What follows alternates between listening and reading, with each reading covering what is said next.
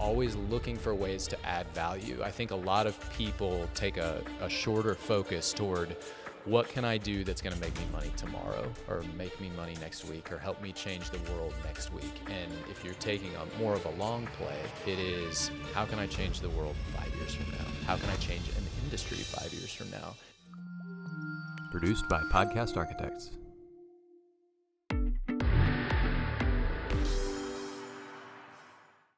Welcome back to the Hit the Gas podcast, produced by Podcast Architects. I'm here with Ben Wiggins in Omaha, Nebraska.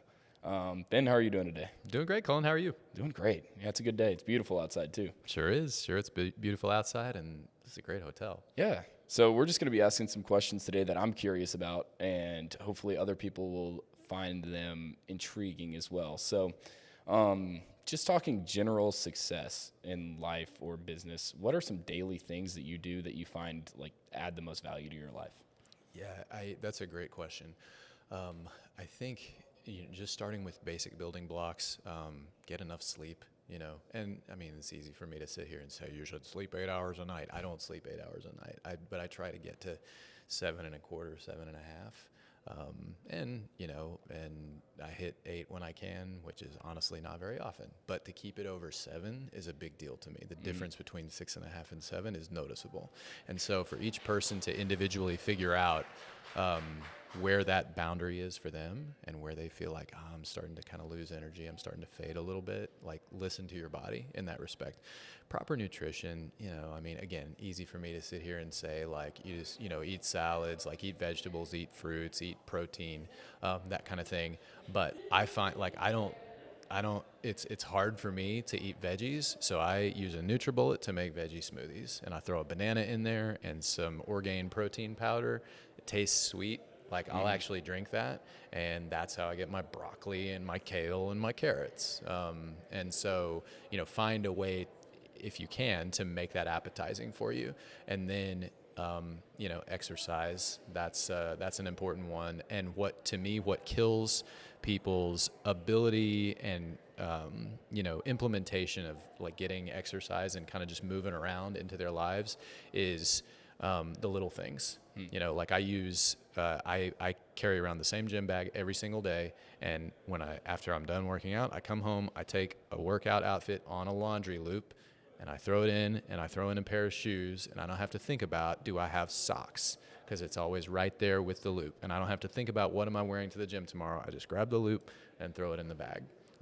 It's economy, Interesting. And so forming good habits, like the little habits in that respect, that's a game changer, because I never get to the gym and I'm like, oh, I don't have socks today, so I can't work out. And then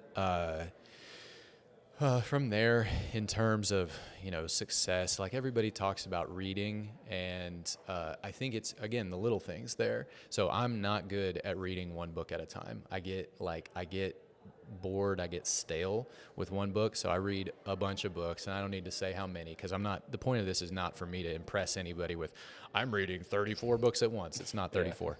But I carry around a bunch of books at once in a suitcase, because I'm a nerd. I have seen the suitcase before. And so I walk around a bunch of books, and when I have time to read, I'll read a chapter in one, and a chapter in another, and a chapter in a third, and just kind of whatever I have time for. Some days I have time for one. Some days I have time for 15. And again, it's not to brag on myself. It's actually sort of a character weakness that I can't just truck through one book at a time, because I would rather be able to read that way. And then just listening. Constant listening for opportunities, always looking for ways to add value. I think a lot of people take a shorter focus toward, what can I do that's going to make me money tomorrow, or make me money next week, or help me change the world next week? And if you're taking more of a long play, it is, how can I change the world 5 years from now? How can I change an industry 5 years from now? And how can I get dialed in on specific problems with specific industries, with specific groups of people?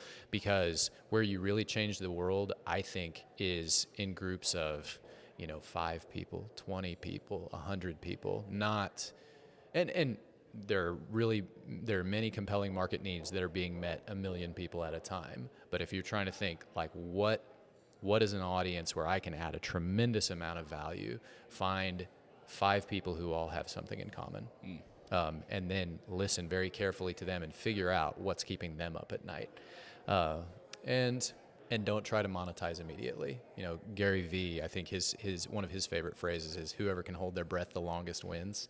And that is, but the other side of that coin is not a selfish side. It's actually kind of an altruistic side. It's like, where can I find the ways that I can add the most value and change the world for these folks, whoever these folks may be. So those are some success habits that I feel like probably are not well understood. Yeah. Again, easy to say, limit your alcohol intake, limit smoking, limit drug use, just because, you know, the prices you pay for those things are not immediate, but over the course of, you know, a 30-year career, a 40-year career, a 50-year career, they are going to slow you down and they're going to limit your quality of life in the end.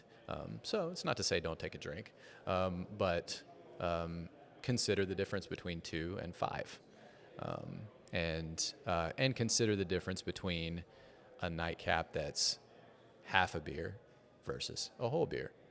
Not to say that anybody shouldn't drink a beer. Do what you want, but understand that over the course of thousands and tens of thousands of days, those effects add up. Yeah. Thank you for joining us on this podcast, and thank you, Ben, for your insight, and we look forward to seeing you in the next one. Absolutely. Thanks for the time, Cullen. Produced by Podcast Architects.